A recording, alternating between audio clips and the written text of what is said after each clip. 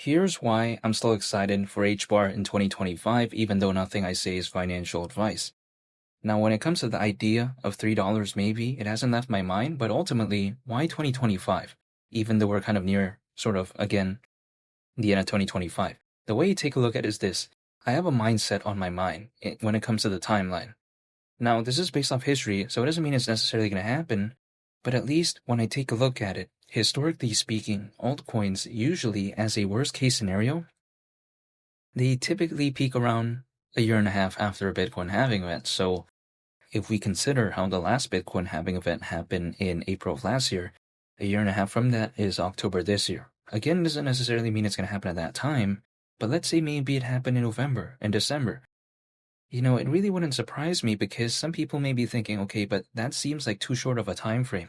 But the way I view it is that we've seen Bitcoin move pretty quickly, and that's literally the biggest project that we have right now. If literally the biggest project out there was able to make like pretty significant moves in such a pretty relatively short amount of time, what could HBAR do in a moment in time where, let's say, there is a fully fledged type of altcoin season?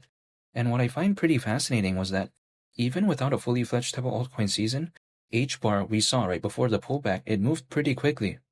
And again, I don't think that was during a fully fledged type of altcoin season. So if there was one, what would the move be in terms of the speed? Now, only time will tell, but this is why I'm still excited for this year.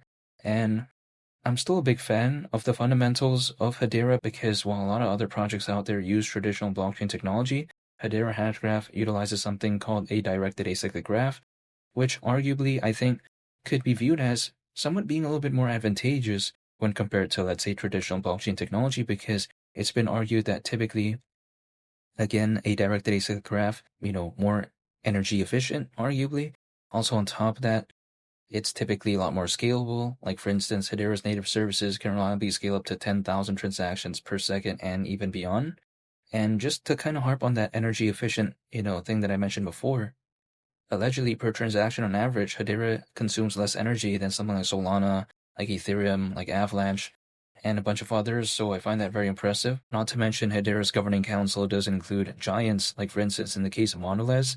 And Monolez, by the way, their brands do include something like Oreo and also Cliff, like the Cliff bar.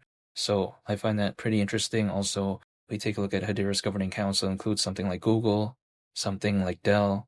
There's just a bunch, right? So I just find that very impressive nonetheless. Overall, when I take a look at the complete package when it comes to HBAR, $3 wouldn't surprise me.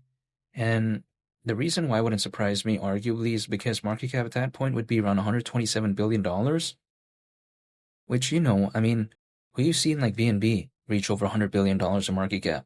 And it even achieved that as well. Like, we saw that back in 2021. And arguably, I think this is more revolutionary. But again, only time will tell. This doesn't seem like too outlandish of a market cap to me. But even besides that, $3 around a 13x from here. And I don't find that too disappointing to me considering how much HBAR has kind of gone up ever since I started talking about it, despite the pullback. So I wouldn't be, again, like disappointed, something like that. I'm just going to stay patient, hold, dollar cost average, and just wait. That's it. Because the only thing for me that I can do, I think, is just stay patient.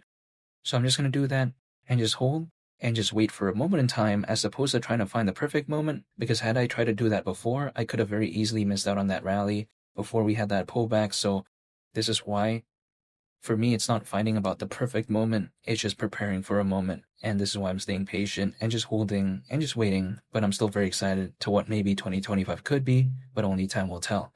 And feel free to subscribe if you enjoyed this video. Greatly appreciate it. It's only the captain. I'll catch you all on the next one. I'm out. Peace. Bye.